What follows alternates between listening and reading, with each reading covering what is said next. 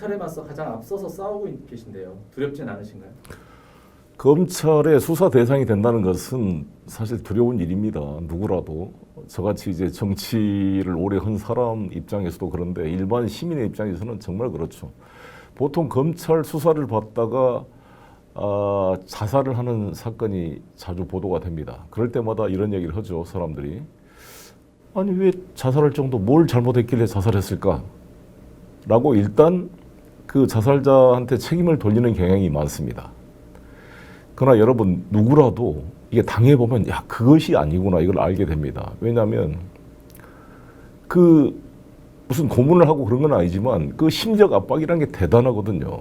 검사들이 이 피의자를 불러다가 자기 순 인생의 모든 것을 다 파헤쳐서 모멸감을 주고 별건 수사로 압력을 넣게 하고 또 자기하고 친했던 친구 모셨던 상사를 배신하게 만들고 그걸 또 협박을 하고 그렇게 되면 갈등하다 자살하게 되는 거거든요. 대표적인 예가 이번에 용산경찰서 정보계장입니다. 아시다시피 112 신고를 막 했는데 지난 10월 29일 날 이태원 참사 때 다 무시됐잖아요. 그래서 이게 수사가 들어오니까 본청에서부터 다 상급자가 그걸 지우라 그랬다고요. 그 내역들을. 그걸 지웠는데 정보계장한테 누가 시켰어? 자기 상관이 시켰다고 말하기가 너무나 부담스럽고 네가 책임져 이렇게 공격 오니까 자살해버린 거죠. 그래서 참 이게 윽박지르고 별건으로 압력넣는 이런 수사라는 게 엄청난 심리적 압박을 주는 거죠.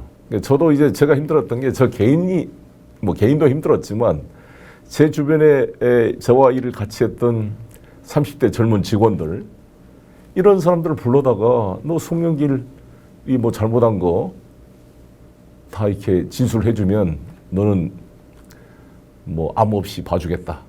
안 하면 증거인멸 입건하겠다. 그래서 다 입건을 시켰다고요. 나중에 기소할 수 있다. 구속할 수 있다. 이런 암묵적인 이런 압력을 가하는 거죠. 그런 게 힘든 것 같습니다. 그리고 충북 분지까지 폈는데요. 근데 아직 소환조차 하지 않고 있습니다. 그 이유를 무엇이라고 생각하십니까? 그래서 저는 정치적 기획 수사라고 보는 거죠. 이제 일반 국민들이 생각할 때는 송영길 죄 있는 사람은 당연히 수사해야지 네가 뭘 잘했다고 큰 소리 치고 다니냐 이렇게 반문할 수 있을 것입니다. 저도 동의합니다. 누구라도 저 자신을 포함해서 범죄 혐의가 있고 문제가 있으면 당연히 수사를 해야죠. 근데 수사라는 것은 제가 적어도 법을 배울 때 수사의 원칙은 밀행성의 원칙이라고 합니다. 왜냐하면 혐의 단계니까 무죄 추정의 원칙에 따라 뭔가 확실한 증거 없이는 수사한다고 떠벌리게 되면 그 사실 자체로도 사회적인 명예가 실추되고 모든 사회활동이 중단되고 고통을 받게 되는 거잖아요. 쭉 내사 단계에서 쭉 조사를 해보다가 증거가 확실하면 그때부터 소환을 하고 수사를 개시를 해야 되는데 여기는 완전히 정치적 수사라고 보는 게 그냥 언론에 유출돼서 그냥 공개적으로 소문내고 하는 거잖아요. 그러면 아무것도 안 돼. 증거 확보도 안 되잖아요. 한 예를 들어서 지난 2017년인가 18년인가요? 코로나 사태 때 신천지 이만희 신도들이 대구 모 병원에서 코로나 감염을 이제 확산시키는 계기가 되었다. 그래서 그 신자 명단을 주라 그랬는데 계속 안 내놨잖아요. 그랬을 때 나도 윤석열 검찰총장한테 전화해서 아니 이재명 도지사는 행정권한을 가지고도 그걸 확보하려고 저렇게 노력하는데 그 막강한 압수수색 권한, 구속영장을 청구할 수 있는 권한을 갖는 검찰이 왜 이거를 압수수색하지 않습니까? 물어봤어요. 그때도 나한테 그러더라고요. 이게 감염 우려가 있고 추미애 법무장관이 공개 지시를 해도 거부했습니다. 이유가 뭐냐? 아니 공개적으로 압수수색을 하면 어떻게 되느냐? 비밀리에 해야지. 이런 거였거든요. 그런 것에 비춰보더라도 나는 모순이다. 그 이유는 뭐냐? 우리가 해석하기로는 원래 이 사건을 총선을 앞두고 정치적으로 활용하려고 그랬는데 한일 굴욕 외교로 윤석열 대통령과 국민의힘 지지도가 너무 떨어지니까 이거를 정치적으로 검찰이 구원투성으로 나선 게 아니냐, 국민의 힘을 돕기 위해서 이렇게 의심하고 있는 것입니다. 검찰 권력 남용에 두려워하고 있습니다. 네. 이 독재를 끝낼 수 있는 방법이 있기는 한가요? 내년 총선에서 야당이 승리해서 뭔가 브레이크를 잡아야 되지 않을까 생각합니다. 그리고 초기에 되면 검찰 개혁을 다시 좀 해야 된다고 보는데 지금 단계에서는 각자 헌법기관들이 자신에게 부여된 권한을 최대한 행사해서 이런 검찰 독재에 맞서 싸워야 된다고 봅니다. 헌법을 수호해야 될 사명이 각 헌법기관에 있는 거 아닙니까? 예를 들어서 판사님들, 헌법재판소 재판관님들, 대통령, 총리, 국회의원 모두 다 헌법기관입니다. 이렇게 헌법이 유린되고 침해되는 상황에서는 우리 모두의 헌법기관들이 국가의 녹을 먹는 이상 이 헌법적 가치를 수호해야 될 사명과 책임이 있다고 봅니다. 이 책임을 수행하지 못할 때 마지막 국민의 저항권이 있는 거 아니겠습니까? 이렇게 국민의 그런 많은 희생이 따르기 때문에 국민의 힘 저항권 발동에 의존하기 전에 각 헌법기관들이 특히 국회의원들이 그 역할을 잘 해내야 된다라고 생각이 듭니다. 특히 지금 유일하게 검찰 권력을 견제할 수 있는 힘이 국회에 있습니다. 아시다시피 지금 대법원장 김명수 대법원장이 판사들 내부에서도 신망이 별로 좋지가 않습니다. 사람은 좋은지 모르지만 무능하고 결단력이 없다 이런 내부 평가를 받고 있어요. 어찌됐건 그러나 그 김명수 대법원장을 좀 수사하겠다 그런 거잖아요. 수사하겠다는 이유가 임성관 부장, 사법농단의 임성관 부장을 저희 국회에서 탄핵 소추하려고 하니까 임성관 부장이 탄핵 소추를 회피하고자 사표를 내겠다고 김명수 대법원장을 면담을 했습니다. 근데 사표를 내지 말라고 만류했다는 거죠. 왜? 탄핵 소추가 진행되고 있으니까. 원론적으로 공무원들이 징계 절차가 진행되고 있으면 사표 수리를 하지 않는 게 원칙 아니겠습니까? 그런 원칙을 했는데 김명수 대법원장의 잘못은 있는 대로 말하면 될 걸 국회에 와서 사표 만류한 적이 없다. 이렇게 말을 했다는 거 아닙니까? 그런데 그때 임성권이 대법원장과의 대화 내용을 몰래 녹취를 해가지고 그거를 폭로하는 바람에 이게 논란이 된 겁니다. 그러니까 저는 김명수 대법원장도 일부 잘못했지만 그 정도 잘못, 거짓말 이것은 윤석열 대통령에 비하면 조족지혈이다 이렇게 생각이 들고요. 그리고 대법원장과의 대화를 몰래 녹취하는 임성권이라는 사람 그 자질이 의심스럽지 않습니까? 또 그렇다고 그 대법원장을 수사하겠다고 지금 떠들고 있고 헌법이 구현된 대법원장의 대법관 추천을 미리 대통령이 거부권 행사를 시사함으로써 간섭을 했잖아요. 그다음에 지금 국회도 마찬가지고 지금 감사원 사무총장 유병호라는 사람은 아예 대통령 비서실과 문자를 나누다 걸리기도 했고요. 감사원장은 아예 대통령 국정 철학을 뒷받침하는 게 감사원의 기능이다 이렇게 말할 정도가 됐으니까 모든 이런 헌법이 부여한 독립기관, 선관위, 국민권익위원회, 감사원 이런 게 다 무력화시키려고 전현희 위원장을 해임시키려고 그러지 방통위원회 해임시켰죠. 다 무너지고 있습니다. 특히 이 판사들이 더 무력해지고 있는 이유가 검사들이 지난번 양승태 대법원장 구속과 판사들을 다 압수수색하면서 많은 정보를 획득하고 있고 정보를 수집하고 있고 또 한동훈 법무장관이 인사검증단을 또 지휘하고 있기 때문에 대법관이 되고 싶은 사람, 헌법재판관이 되고 싶은 이 중견 법관들이 한동훈 장관을 의식하지 않을 수가 없습니다. 그렇지 않겠습니까? 그래서 다 지금 주눅이 들어서 겁을 먹고 있거든요. 유일하게 그럼 이런 검찰의 무소불위의 권력을 통제할 수 있는 힘이 국회가 가지고 있는 탄핵 소추권입니다. 이게 검사들이 지금 해방 이후 한 번도 탄핵 소추를 안 당했다는 거 아닙니까? 이것은 삼권 분립의 그 견제와 균형의 원리가 작동이 안 되고 있는 것입니다. 이번에 꼭 한번 해봐야 됩니다. 그래서 검사님들도 잘못하면 자기들끼리 끼리끼리 패거리가 봐주는 것을 넘어서 국회가 탄핵 소추할 수 있다는 것을 한번 경험해야 조심할 거 아닙니까? 이 국가 권력이 견제 균형을 하면 국민의 기본권이 보장되는 거죠. 권력이 검찰 권력 하나로 통합되면 국민은 그냥 바람 앞에 촛불처럼 취약하게 기본권이 침해되게 되는 것입니다. 이건 여야의 문제가 아니라 우리 국민 전체의 프라이버시, 인간의 존엄과 가치, 모든 집회 및 시위, 출판, 언론의 자유를 보장하기 위해서라도 저는 이번에 국회의 이 헌법과 법률을 위반 검사에 대한 탄핵 소추 의결은 매우 중요한 헌정사적 의미를 갖는다 이렇게 생각합니다.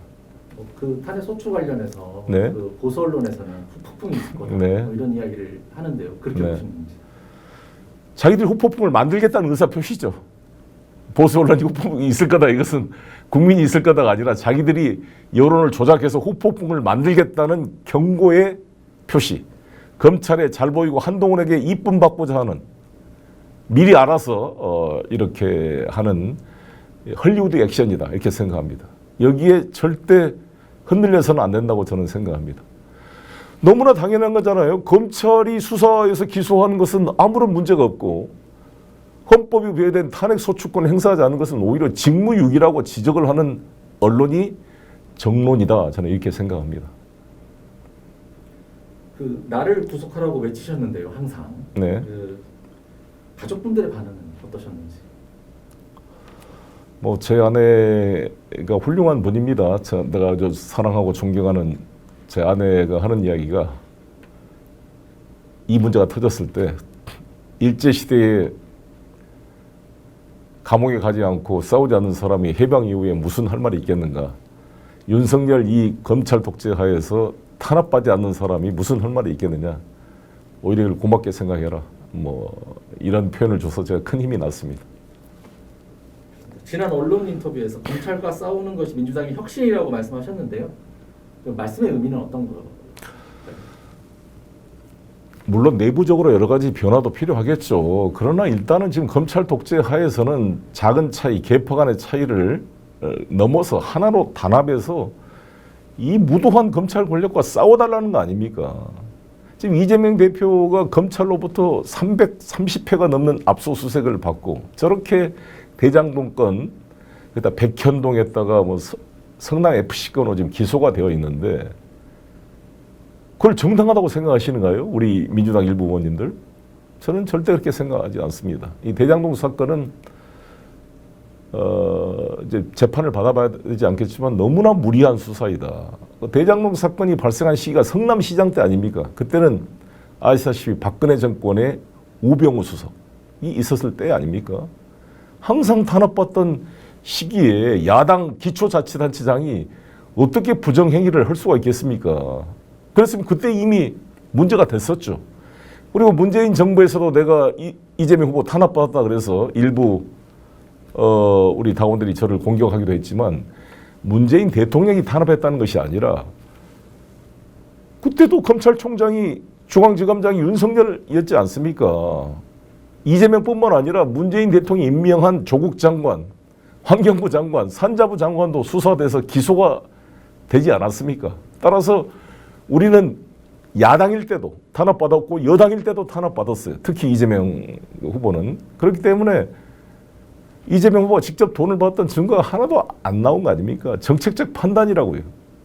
그래서 제가 이 이야기를 했는데 강경식 경제부총리와 김인호 경제수석이 김영삼 정부 하에서 IMF를 맞았을 때의 경제부총리와 경제수석이었습니다. 이 두 사람들을 환란을 막지 못했다는 이유로 검찰이 기소했는데 최종 대법원에서 다 무죄가 났어요. 왜? 정책적 판단을 가지고 형사법적으로 처벌할 수 없다. 물론 정책을 외환 관리를 잘 못하고 상황 판단을 안이하기 위해서 IMF를 맞은 책임은 인정되지만 그것은 정책적인 무능이 죄가 될 수는 없잖아요. 형법적 죄가 될 수는 없잖아요. 근데 이재명 성남시장도 그때 2013년도는 부동산 경기가 최악이었어요. 저도 2000시장 때 아니었습니까? 얼마나 힘들었는데 그때도 이재명 시장과 서로 통화도 하고 그랬는데 그러니까 대장동 사업이 이렇게 많은 몇천억의 이익이 남을 걸로 예상하기가 어려웠다고요. 그럴 때는 정률제가 아니라 정액제로 일단 이득을 확보하는 게 중요하기 때문에 이재명 당시 시장으로서는 5,500억을 회수했다는 거 아닙니까? 나름대로 잘한 것이죠. 근데 예상보다 부동산 경기가 이제 2014년, 15년 되면서 폭등하면서 이게 몇천억 이익이 나왔는데 왜 그거 회수 못했냐고 국민의힘이 지적해서 이거를 배임죄로 기소한다는 것은 저도 변호사로서 나는 당연히 무죄가 나올 사안이다 이렇게 봅니다. 성남 FC 사건은 저도 인천시장 때 인천 유나이티드 축구단의 구단주입니다. 저도 GM이나 이런 자동차 랜드 가서 계속 광고 협찬해가지고 1년에 한 120억 정도 이렇게 들어요. 유지 비용이 유나이티드 축구단이. 그거 하는 게 일입니다. 그게 무슨 개인 이익을 위한 거예요. 이걸 제3자 뇌물죄라 그러는데 K재단, 미르재단, 박근혜 같은 경우는 사적으로 만든 재단이잖아요. 그 재단을 다 자기가 사적으로 자기 인사들 차은택이나 최순실이나 관련자들이 그 재단을 사실 좌지우지하게 돼 있는 일종의 사적인 조직으로 볼 수 있는 거잖아요. 그런 것은 제3자 뇌물죄가 적용될 수 있겠지만 성남 FC나 인천 유나이티드 축구단이 무슨 송영길 이재명의 개인 조직이 아니지 않습니까? 시민의 구단인데 저는 이것도 무리한 적용이다 이렇게 보는 것입니다. 따라서 이런 이재명 대표에 대한 이런 검찰의 부당한 이런 수사와 기소에 맞서 싸워줘야지 여기 내부 총질에서 끌어내리려고 하고 이것을 혁신이란 이름으로 포장하는 것은 적절치가 않다. 오히려 진정한 지금의 혁신은 하나로 단합해서 검찰 독재와 야당답게 맞서 싸우는 것이다. 그 첫 번째 손에 잡히는 증거가 바로 헌법과 법률을 위반한 검사들의 탄핵 소추다. 이렇게 강조하고 있는 것입니다. 두 번째 혁신은 대의원제 지금 논란이 되고 있잖아요. 저는 대의원제를 폐지하냐 안 하냐 보다도 중요한 것은 대의원의 어떤 그 반영 비율을 조정하는 문제와 함께 대의원 구성을 지금은 지역위원장이 완전히 사적으로 다 지명을 하잖아요. 이게 심각한 문제입니다. 완전히 지역위원회가 사조직화되는 거죠. 지역위원장과 반대편, 다음 국회의원을 준비한 당내 인사들이 있을 거 아니겠습니까? 그럼 현역 의원과 현역 지역위원장이 완전한 기득권을 가지고 새로운 도전자를 완전히 봉쇄해버린 것입니다. 새로운 도전자도 우리 민주당 입당에서 20년, 30년 당을 위해 당비내고 헌신해온 권리당원인데 대의원 자격도 안 줘버리는 거죠. 이 부당한 횡포입니다. 이것을 막는 게 중요하다. 김대중, 김영삼 같이 카리스마가 있던 이 지도자, 통일민주당, 평화민주당 때도요. 비주류한테 30%의 지분을 줬어요. 그러니까 김대중 같은 카리스마 있는 지도자인 민주당에서도 김상현, 정대철, 김원기, 노무현 이런 같은 비주류가 활동할 수 있는 공간을 만들어 줬다고요. 김대중, 김영삼조차도. 그런데 지금 우리 민주당은 사실상 지역위원장이 완전히 영주가 돼서 당을 위해 수없이 헌신한 사람도 자기 반대편에 섰으면 중앙대의원에서 다 잘라버리거든요. 이런 심각한 문제다. 이런 것에 대한 균형에 대한 고민이 필요하다. 그래서 각 지역위원회에서 다음 총선을 앞두고 현역 국회의원과 위원장의 기득권을 완화시켜서 누구든지 도전이 가능하고 기회가 열려있는 민주당을 만드는 것이 혁신이다. 이렇게 생각합니다. 몇몇 민주당 의원분들이 이재명 대표의 거취에 대해서 말하고 있는데 왜 그렇게 하신다고 생각하시나요? 아니 저는 제가 이재명 후보에 대해서 기억나실 겁니다. 제가 당대표가 돼서 관훈 토론에서 대깨문 이야기를 했다가 막 후폭풍이 났잖아요. 그때 제 표현이 아마 잘 기억이 안 나는데 대깨문들이 이재명 싫다고 윤석열을 찍으면 큰일이 난다. 우리가 노무현 대통령을 보지 않았습니까 그때? 노무현 대통령 때도 사실 이명박 되더라도 별 문제 없다라고 좀 안이하게 생각한 면이 있었잖아요. 그렇지 않습니까 그때? 그때 정동영 후보가 이명박 후보한테 거의 500만 표 차로 졌잖아요. 사실 그때 노무현을 지지했던 많은 세력들이 정동영 후보에 대한 서운함도 있어가지고 적극적으로 안 도왔어요 사실. 물론 열심히 도운 분도 계시지만 상당수는 뭐 정동영이 되든지 말든지 소극적이었잖아요 실제로. 뭐 그건 정동영 후보의 개인 책임도 있겠지만 여러 가지로 그때 우리 힘이 하나로 모이지 못했기 때문에 사상 최대 500만 표 차로 져버렸습니다. 그 후폭풍이 바로 MB가 되자마자 우리 노무현 대통령에 대한 보복 수사. 그래서 이런 비극을 우리가 막지 못했던 거 아닙니까? 그래서 그런 교훈을 내가 100개 표현을 써서 한번 했더니 난리가 났잖아요. 근데 실제로 지금 그렇게 되고 있는 거잖아요. 우리 대선 때 과연 우리가 하나로 조금만 더 힘을 모았으면 불과 0.73%, 한 20여만 표 차이인데 정말 아쉬움이 많이 있습니다. 물론 거기다 뭐 핑계를 댈 필요 없고 사실 가장 큰 책임은 후보와 대표의 책임이죠, 사실. 그런 건데 그때 그래도 그러나 저는 이제 대선에 패배하고 나서 이 야당이 그나마 존속하려면 이재명이 당대표가 돼서 이걸 지켜나겠다 생각해서 저도 정말 제가 살아가는 인천 계양구를 기회를 부여해 준 거 아닙니까? 이재명 후보가 국회에 들어올 수 있도록. 제가 그때도 인터뷰 그랬어요. 아니 대선에 나왔던 안철수 후보도 국회에 되고 윤석열 씨는 대통령이 됐고 홍준표 후보도 대구시장이 되고 그러는데 왜 이재명 후보만 압도적인 이 득표를 한 이 정치인을 밖에 둘 수가 있느냐. 제 덕분에 들어오게 해야지. 그래서 저는 이재명 후보가 국회에 들어와서 당대표가 되는 게 맞다고 생각했기 때문에 제가 서울시장에 출마하면서 국회로 들어올 수 있는 기회를 만들어 준 거 아닙니까? 그래서 저는 이재명 체제가 이 탄압을 받고 있는데 여러 가지 어려움도 있겠지만 부족하면 총선을 앞두고 제3자의 공정한 공천심의위원회를 뭐 온다든지 아니면 선대위를 구성한다든지 마치 문재인 대표가 본인이 인기가 떨어지고 어려우니까 김종인 비대위원장을 데려와서 총선을 승리했던 것처럼 그렇게 여러 가지 그런 방안이 있다고 봅니다. 그러나 이재명 대표가 전당대 임기를 저는 지키는 게 정문이다.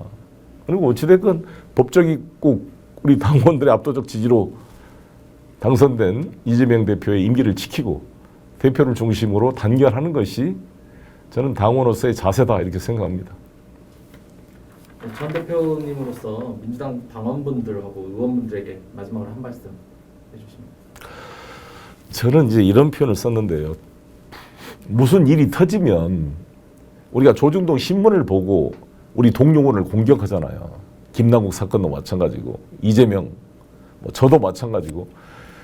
그래서 저는 이랬으면 좋겠어요. 우리 민주당원들이 무슨 일이 터지면 신문을 보고 동료원을 공격하지 말고 한번 전화라도 해서 전후 사정이 어쩐지 한번 들어봐야 줘야 될 거 아닙니까?